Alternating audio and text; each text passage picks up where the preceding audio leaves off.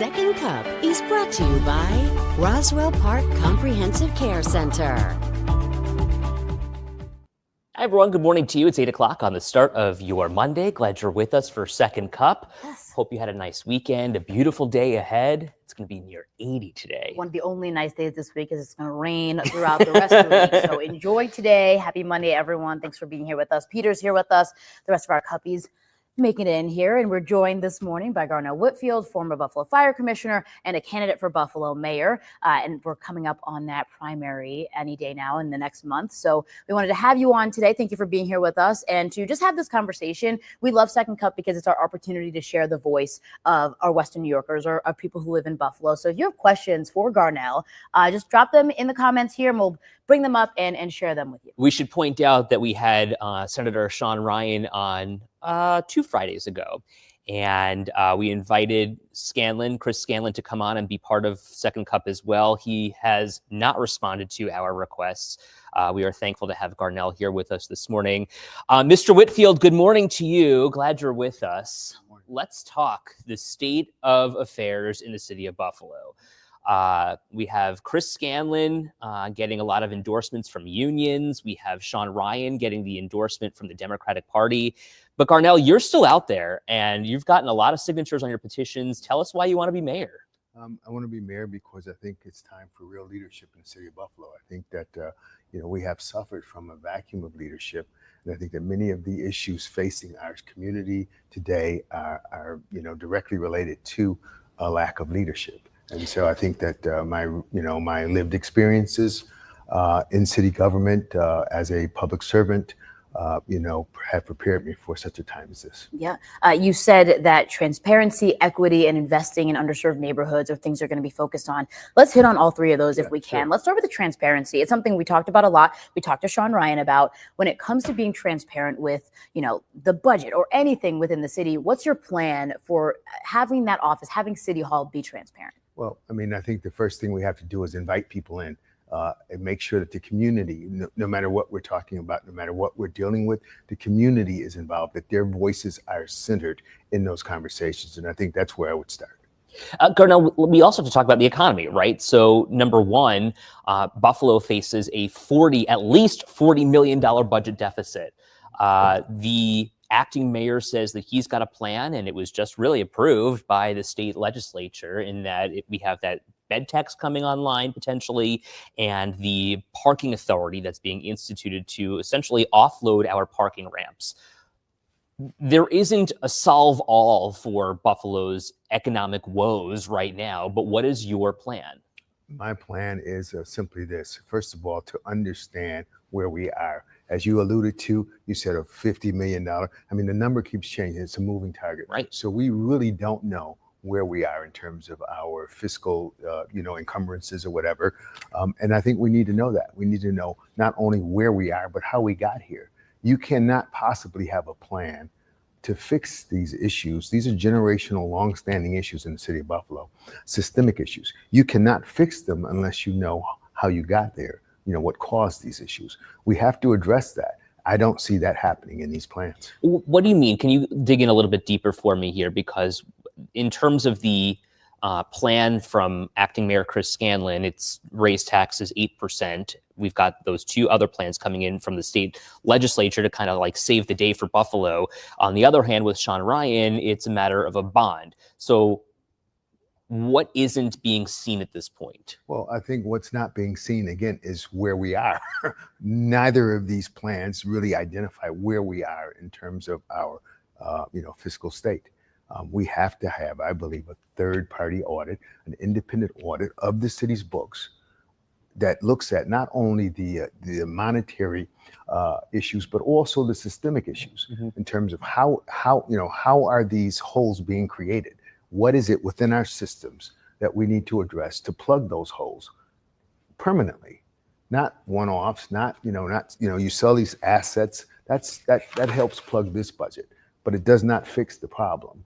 It's just it's a temporary fix. It's a Band-Aid to get through the election, to get through a couple years, whatever it is, and then we're in the same spot because we continue to bleed. We continue to suffer losses in other areas that we have not yet identified. So just so that I'm clear and so that our viewers can understand, are you saying that what the acting mayor is putting in place right now and what State Senator Sean Ryan is proposing is just a stopgap and is a temporary solution basically to get them through the election? Right, to get through the election and also maybe through this, whatever identified, fiscal hole we're in right now, but it does not keep it from happening going forward. We're not talking about how do we fix systemically the overtime issues in our departments. How do we fix these other issues of, poor service given to the residents of this community? How do we do all of those things? How do we do those things? Mm-hmm. And how do we put Buffalo on a path going forward that is sustainable? When you talk about going forward, you talk about investing in those underserved communities. While we have, these money issues on one side, how do you plan to invest in these underserved communities? Well, I think that they have to be made a priority. They've never been a priority, obviously. I mean, we didn't get here overnight. If you look at the east side of Buffalo and other communities in the city of Buffalo, underserved communities, this is not an accident. This is not some organic thing that happened accidentally. This is intentional. This has been intentional. If you look at the policies that have been put in place and the ones that have not been put in place, if you look at where the focus has been by elected officials generationally, fixing these issues was never the plan. You have some one-offs, again, some projects that come into these communities, one-offs, people take vows in that, but they're not fixing the issue of systemic racism, of systemic segregation, of systemic disenfranchisement that has occurred in this community. And unless we face that, unless we acknowledge that, we can never do better. I think we have to talk about what's coming up here in 2 days, 5/14 on Wednesday. And of course, you lost your mother in that. And we were just talking about how you felt called to run for mayor, right? You've been through so much, you and your family. And, this is difficult, but you say you feel called to do this. Why do you feel called to run for mayor? Because, prior to 5/14, when 5/14 happened, I had to take an honest look at my life and what was my part in that. You know what I'm saying?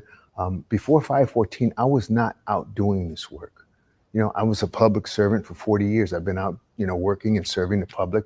So, I get credit for that, I guess, but I was not out doing this social justice work. I was not out advocating and working in the same way that I am now for, gun violence, dealing with, victim services and these kinds of things like that, white supremacy and these kinds of things like that. I was not doing that work. And so to some degree, because of my apathy, because of my sense of false security in those times, having retired and enjoying the fruits of my labor, I'm part of the problem. I'm not actively a part of it, but in my silence, I'm a part of that problem. And we all are, until we do something personally, until we make sacrifices personally and put our skin in the game, until we speak truth to power, we're part of the problem. And there's way more good people than bad people out here, way more. But the problem is the bad people are a lot busier. And so that's why I'm doing this, because I have to do something. I'm convicted in my heart and in my soul for what I didn't do prior to 5/14. So I'm going to live the rest of my life working on these issues. It's almost as if you are living out your mother's legacy. Ruth, 86 years old, a matriarch in your family, the matriarch in your family. How does this anniversary, this milestone of 3 years, ring different to you than years past? Well, it's another year that nothing's changed. It's another year of suffering through the knowledge that our community, our leaders, have not addressed the systemic issues within these communities, within our lives, in a way that would be impactful.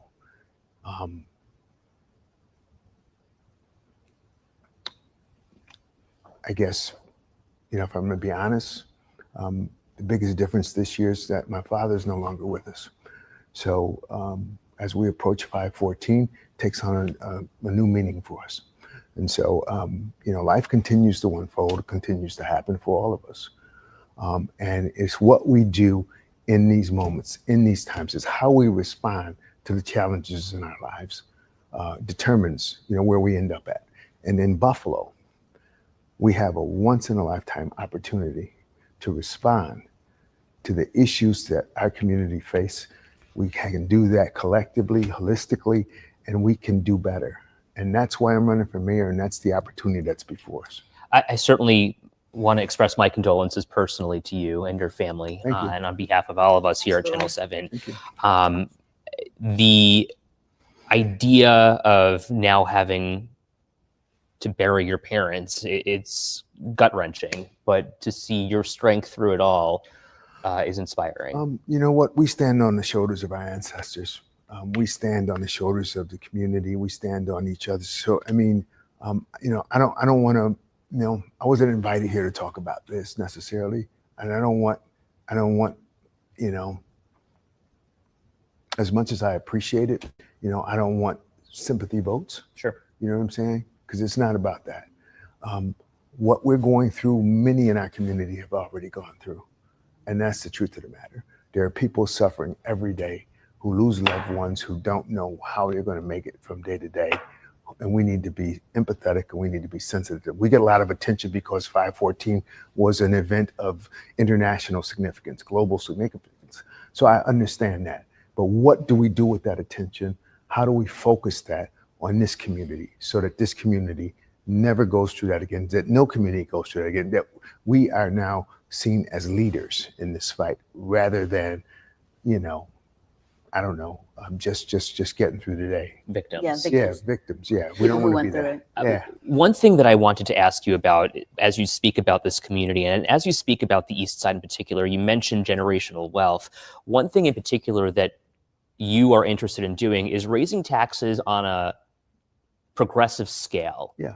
Walk me through what that looks like, because when you see an 8% tax rate, tax hike rather, across the board with Chris Scanlon's proposal, and then this bond that could realistically create more debt from Sean Ryan, you're saying, okay, let's take almost like the path of least resistance here, or a path that's not traveled, and raise them progressively. Well, I think we need to look at that. I mean, I think that the truth of the matter is that these communities, many people in the Buffalo have been disenfranchised generationally, have had their generational wealth stolen, have not benefited from city services and things proportionally, equitably in their lifetime. And so I think that I find it very rich that we would talk about now everybody paying their fair share. Everybody's not received their fair share. Everybody has not. And I think that we have to be empathetic and sympathetic to the needs of people in this community. Everybody can't afford an 8% across the board sales tax because guess what? Their properties have been devalued generationally. They've lost their assets. They've lost their wealth. They've lost their capacity to earn. And now at this point in time in their lives, when they can't get a loan, when they don't have the financial means to be able to take these things on, now we want to make them part of our solution, but they were never part, they never benefit equitably. And so we have to consider that, I think. And I think that good people in Buffalo don't have a problem with that. I think that, I live in North Buffalo. I've been wonderfully blessed in my life. I don't have a problem paying my fair share and, paying my part. I don't have a problem with supporting people who are not able to do that, but we have to have programming and things in place that are empathetic, that take these things into consideration, that acknowledge the fact that these things have been done intentionally to these people and to these communities over time. And I'm not saying that the other candidates or whatever are necessarily responsible for where people are right now, but they certainly are responsible for taking these things into consideration. What does progressive look like to you? Because if we're talking about 8% across the board, somebody watching might say, okay, somebody might be paying 2%, somebody might be paying 10%. What does that look like? I mean, I don't know what it looks like. I'm not going to pretend to know what that looks like. It's a concept. It's an idea. I would be happy to sit with people with requisite skill sets and the expertise to parse these things out and to look at them. Maybe it works, maybe it doesn't work, but let's give it our due consideration. And my problem with this whole thing is that we're not doing that. That is not what's been done in this race. That is not what's being done on behalf of the residents of this community. I think we need to look at everything. Everything should be on the table before we jump to conclusions about what to do about our current circumstances. I want to give Taylor a chance to answer a question here, but I just want to follow up here. What do you mean that's not being done in this race? I don't think that, I mean, you have different proposals coming from different sides, from different candidates, as if, you know, this one knows better than that one. I mean, that's nonsense. That's just nonsense. This problem is much bigger than all of us. We need to be looking at it collectively. We need to be doing what's best for the community. I think that it would not trouble me at all if the next mayor, whoever it is, had a blueprint, you know, to work off of, that was agreed upon by this community, and that was open to this community to have input in, and to be able to monitor going forward, and to, you know, and to work with the government and with the mayor on.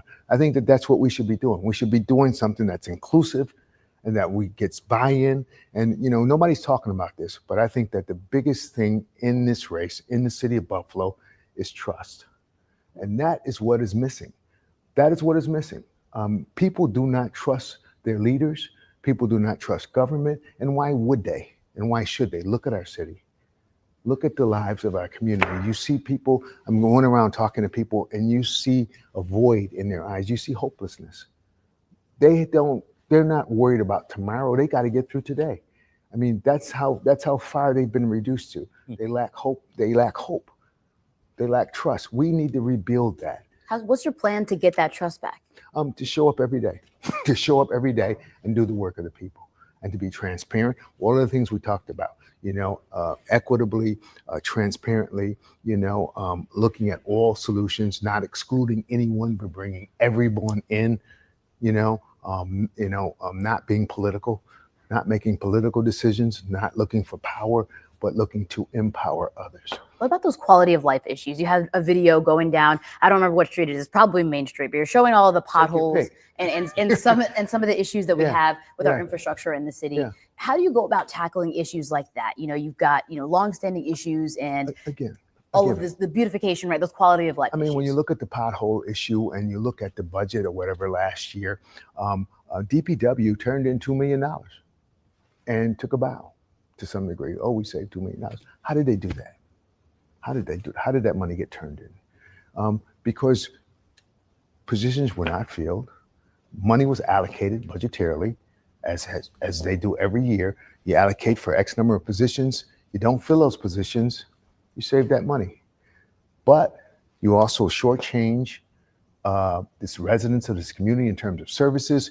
You drive up overtime, and you repurpose and you reuse that money. I don't know where that money went. Where did that $2 million go? It didn't go in the streets. It did not go in the streets. Peter's wondering, how does the deficit number fluctuate? Some say 50 million, some say 90 million. Who's doing the math here? Well, that's my point. That's why we need a third party, an independent audit. That's why we need that. You can't, why would you trust people who are looking to get elected, people who have never done this before? Why would you trust them, the information that they're providing us about where we are? Are you suggesting that we should not trust Chris Scanlon and Sean Ryan? I'm not making this personal, but I'm saying that this issue is bigger. It's too important not to make sure that we give it our due diligence. It's too important to this community not to get this right. How do we get it right? These are people looking to be elected to office. They're looking to gain power or influence or whatever it is. And so why would we trust our future to that? We can do better. We can do better. Why should we be wondering where we are? I wonder, with the state budget that was just passed in Albany, your reaction. You're making a statement about it today at 11:30. In addition to Buffalo's fiscal crisis that we're facing, where do you stand on all of this, especially knowing that there's that bed tax that's being instituted in Buffalo, and in addition to the parking municipal authority that's being implemented as well? These are political decisions. These are things where a proposal put forth by the interim mayor is being accepted and being considered, and I guess being accepted in Albany. These are political maneuverings. These are political decisions that are being made. They're not being made. There's been no audit. There's been none of those things. So how do we get here? How do we get to the point where we say, okay, this is the path? How do we get to that? It's politics. I'm not knocking anybody. Again, this is not about that. This is what is best for our community. You know, what is best for the residents of this community who have suffered for so long, waiting on leadership to do what's right, do what's best for them. Not a political party, not a political faction. You know, what about the people? And I'm saying, like, you know, we can do better than this. And I have no problem with any of these as solutions if they were based on facts. And they are not. They are not. Interesting that you bring that up. You know, and speaking of facts, I want to talk about what's happening right now. It's kind of like the elephant in the room when it comes to the Buffalo public school system. We're hearing a lot about sexual assaults being covered up inside Buffalo schools. And a Buffalo police SVU detective has come out and said that the Buffalo public school system is not coming forward and reporting this as mandated reporters. First of all, I'd like for you to weigh in and give us your thoughts about what the detective says is happening inside these schools, and secondly, how you would handle this. I mean, you know, if these allegations are true, obviously they're criminal, but they're even worse than that. Our kids, our children deserve to be protected. We send our children to school and expect them to be nurtured, to be protected, and to be able to grow and reach their full potential. That is not what's happening in the Buffalo public schools. Obviously, even without this report, that's not what's happening. That's not what's been happening. I think it's unconscionable for any person who calls himself the mayor of this city and the leader of this city not to be intimately hands-on and involved with the Buffalo public schools and the education of our children. As mayor, I intend to be that and intend to do that. It will be a priority of my administration. And I think that, you know, when we start talking about Buffalo, we have to think holistically. When we talk about education, the education of our children, these all tie into our economic development plans and other things. Or these things are all connected. They're not segregated. They're not one-offs. You know, when you have school systems that work and educate your children, people come. They move here with their family. How many people have left the city of Buffalo because they could not get their kids educated in the school system? You know, we got a proliferation of charter schools. All of these things are happening because the Buffalo public schools, and I'm not knocking, you know, teachers and these people work hard. Their hearts are in the right place. I believe that wholeheartedly. They need support. They need help. I intend to give it to them. What's the first thing that needs to change? You talked about some of the issues, you know, aside from, you know, this podcast and these allegations, some of the issues that already exist that, you know, you say are happening now. What's the first step towards addressing those? Get in the game. I mean, get in the game. We need leadership. We need people in office, in positions of power in this community who accepts the responsibility for what is going on and stop pointing fingers. You know, again, we have to identify the problems and the issues. We have to mitigate those issues as quickly as possible. But then we have to put systems and people in place that we build capacity going forward. You know, you can't just put your head in the sand and look the other way and cover up. I mean, which is in many cases because of the systems that are in place that, you know, funding is based on, you know, different things, attendance and other things like that. All of these things drive people to find workarounds. You know, they do. I ask this question respectfully, and I want to, you know, draw that out at first here. You served under Byron Brown, who was mayor of this city for 16, almost 20 years. And really, we've seen those problems proliferate through that time now into today's world, where we have the mayor having resigned from office and Chris Scanlon taking office as a result.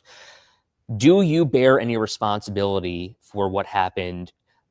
Obviously, you were a fire commissioner, you have a different role, but do you bear any responsibility for anything that happened under his administration? I think as a citizen of this community, we all bear responsibility.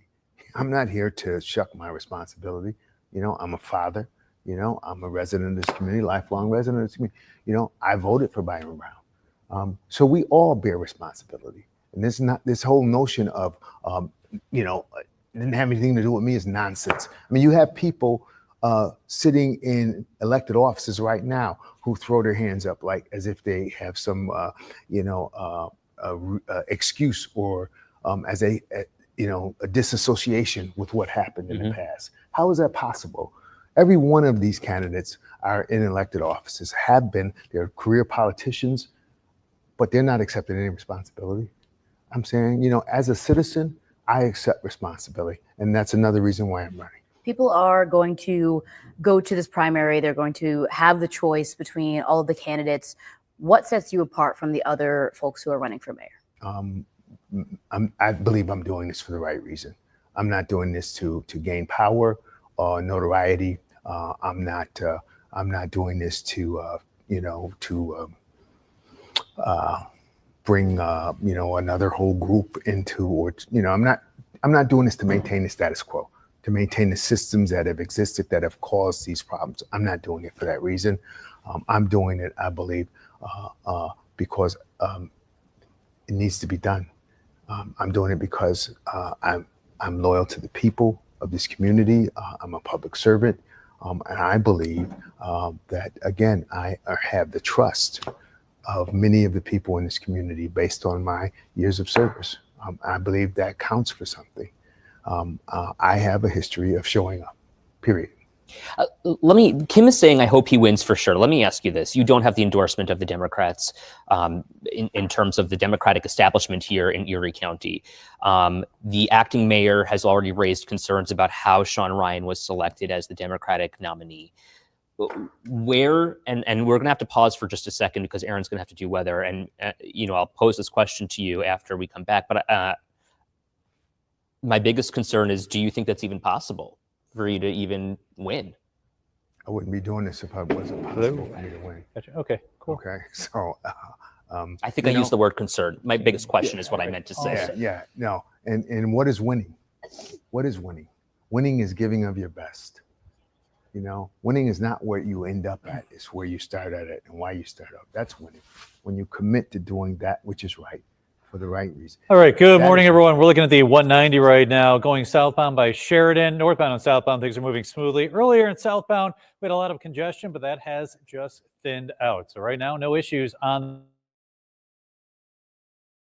We go back to 5 a.m. It was dark, and now we have the sun shining brightly. Beautiful sunrise across downtown Buffalo, and right now we have sunny skies and temperatures are continuing to climb. Looking at the radar, it is quiet. Radar and satellite with clear skies here in western New York. High pressure will keep us dry and warm today. Some high clouds to our south will start to move northward, especially this afternoon, spreading from the southern tier northward later today. But right now, it is nice outside. 56 degrees, winds out of the southeast at 3 miles per hour. 57 in Jamestown, Batavia 62 degrees, Dunkirk 61. We're looking at 57 in Cherry Creek, 51 for Ellicottville and Machias, already 60 for Amity and Friendship, Bolivar 59 degrees. So we are warming up pretty quickly. Hourly forecast, mid 60s by 10 a.m., low 70s by noontime. Mostly sunny and warmer this afternoon with light winds, highs near 80 degrees. It will be a little bit cooler on the Lake Erie and Lake Ontario shoreline. Some high clouds this afternoon.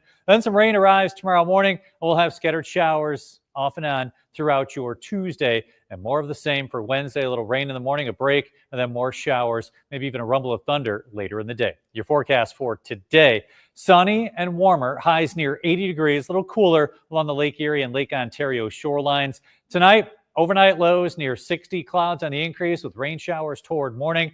Tomorrow, temperatures in the low 70s with scattered rain showers with highs in the mid 70s for Wednesday, Thursday, Friday. Cooler this weekend, near 70 on Saturday, mid 60s on Sunday.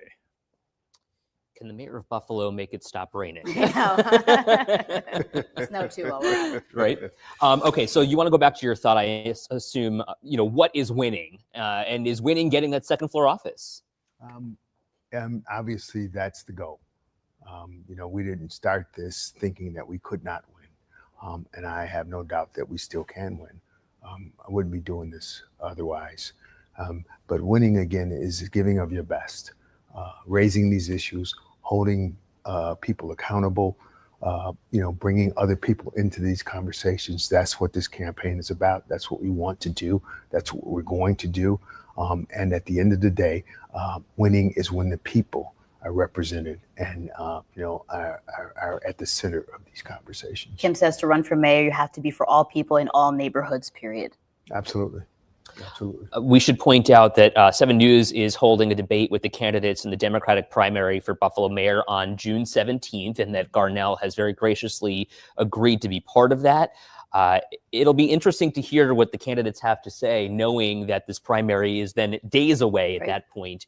And, time will tell what happens from there. So we want to say thank you to you, Garnell, for being with us. Garnell Whitfield, former Buffalo Fire Commissioner and Democratic candidate for the city of Buffalo mayor. We certainly appreciate you, and we appreciate you being with us as well. Thanks for watching. Enjoy your Monday. It's going to be a beautiful day while it rains the rest of the week. We'll see you back here tomorrow.